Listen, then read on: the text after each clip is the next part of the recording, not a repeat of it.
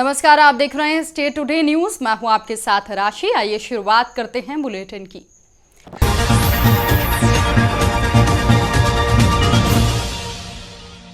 थाना नूरगंज को सूचना मिली कि ग्राम कासिया और पठार कासिया के बीच खेत में एक बोरी में कोई संदिग्ध लाश भरी पड़ी हुई है, जिसमें इंसान के पैर बाहर निकले हुए हैं, जिससे बदबू आ रही है। मौके पर पहुंचकर सूचना की तस्दीक की गई। तस्दीक करने पर एक प्लास्टिक की बोरी जो कि नीचे की तरफ से फटी हुई थी, उसमें इंसान के पैर बाहर निकले थे और इसके एक पैर में पाल पहनी हुई थी। ऊपर से साड़ी दिखाई दे रही थी, जो कि देखने में महिला का शव होना प्रतीत हो रहा था। मृतका के शव को बोरी से बाहर निकलवाया गया, फोटोग्राफी करवाई गई। शव डीकंपोज्ड हालत में था, जो लगभग 8 से 10 दिन पुराना प्रतीत हो रहा था। सूचनाकर्ता जीवन सिंह पिता भंवर जी परमार उम्र 48 साल निवासी नानाखेड़ी की रिपोर्ट जांच में ली गई।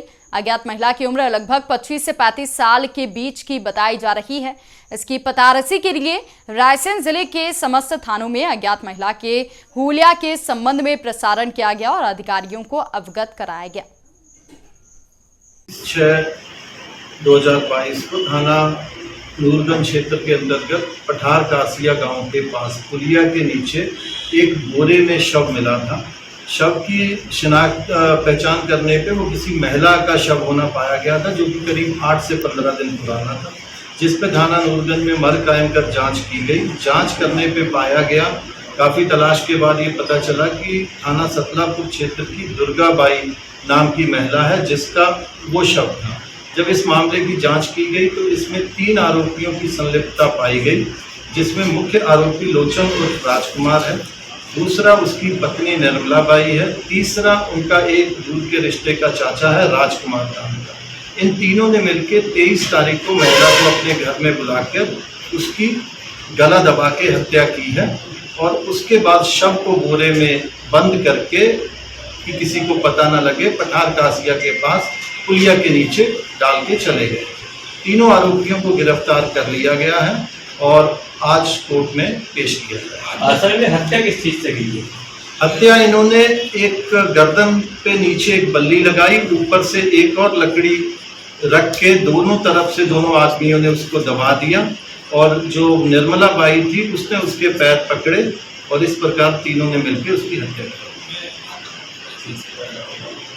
मध्य प्रदेश के हरदा जिले में इस साल पहले ही बारिश में रात्रि से भरी बारिश होने के कारण जिले की तहसीलों में बाढ़ जैसे हालात हो गए हैं। इसकी वजह से गांव का संपर्क टूट गया है और शहरों में लोगों के घरों में पानी भर गया है। तो वहीं तहसील के ग्राम टेमा गांव व ग्राम डुलरिया में नदी का पानी घरों में भर जाने की वजह से उन्हें सुरक्षित जगह ले जाया गया है। तो वहीं टिमरनी में अमृत गंगा कॉलोनी और पावर हाउस में भारी बारिश के चलते पानी भर गया है, जिसकी वजह से विद्युत सप्लाई बंद कर दी गई है। तो वहीं उद्रा कच्छ व टेमा गांव में श्री राम जानकी मंदिर चौराहा व हनुमान मंदिर, श्री शनि महाराज मंदिर में नदी में बाढ़ आने की वजह से पानी भर गया है। ग्राम सोडलपुर में हंसावती नदी पर बने नए पुल पर पानी आने की संभावना है। तो वहीं पुल पर पानी आता है तो निचले गांव में पानी से भारी नुकसान की संभावना है। फसलों को भी भारी नुकसान हो सकता है, क्योंकि इस समय किसानों की फसलें छोटी हैं।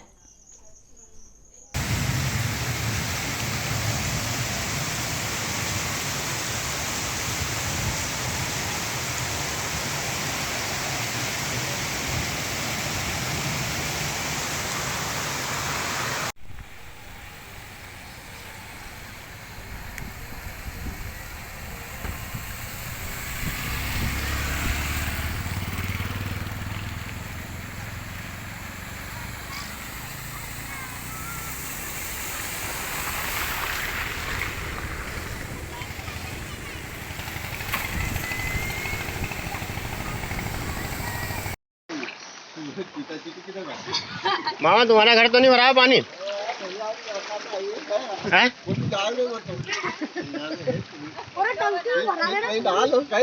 नहीं वो डालने चाहिए। इधर भैया कैलाश धुंधरिया का हर पानी भरा हुआ है।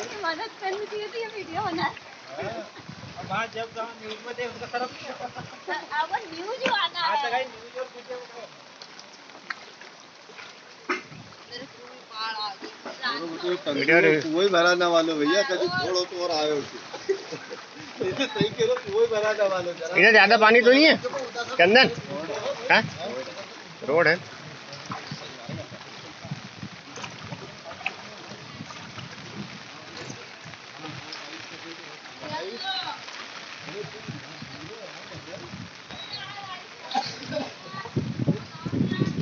ये स्कूल के अंदर पानी भरा हुआ।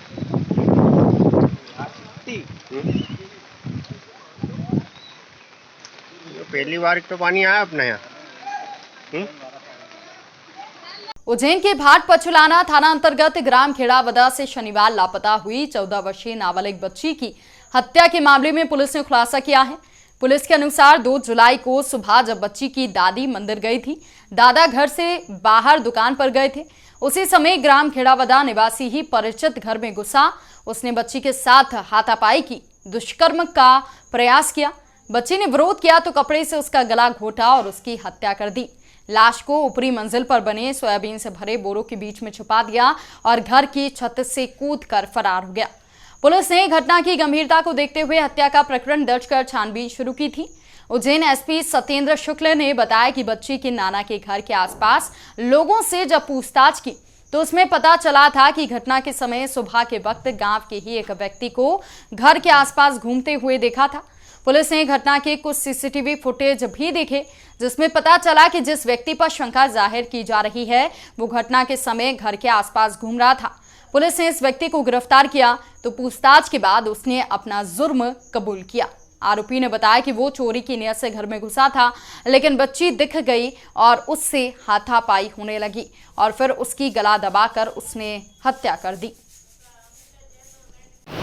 सब इंस्पेक्टर सत्येंद्र चौधरी, हमारी cyber team, sub inspector Satish के एफएसएल अधिकारी डॉक्टर प्रीति गायकवाड़, इन सब लोगों ने जाके अपने अपने जो उनके पहलू थे उनका जांच प्रारंभ की। पूरी टीम का इन्वेस्टिगेशन का निर्णय था एसएसपी श्री आकाश भूरिया ने किया। घटनास्थल का निरीक्षण करने पर इस बुलेटिन में फिलहाल के लिए इतना